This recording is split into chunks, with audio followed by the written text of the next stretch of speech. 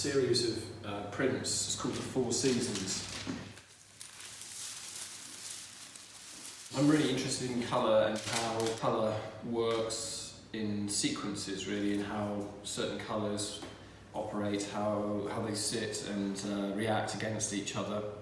These prints have quite dynamic vertical structure of poured lines of colour, which then at the bottom puddle and pool together and make these quite organic forms and sort of break up, really.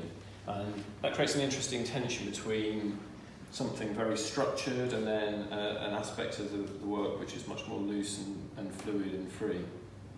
We are now in the main studio, and this is where the bigger paintings and works on paper and prints are normally made. We've been working over the last few weeks on a series of works that relate to a Bonnard painting that I really like. I often use another artist's work as a trigger to look at the colours that they have used in their own work. Here the colour has been poured from two sides, making these lines that sort of spread out and then come together in these very tight sort of concentrations, and I love the way that you get this very organic sense of movement.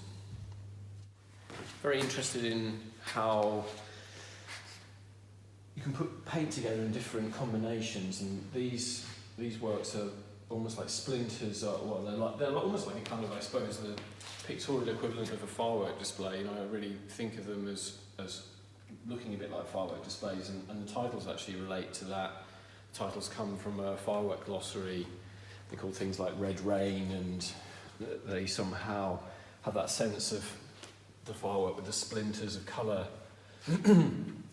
These marks, in contrast to the stripy paintings and prints, the mark making is much more punky almost, I would say, and then they're put together in a slightly more random way that somehow starts to balance itself at a certain point. It's quite intuitive, the way that works and how I've learnt to do that.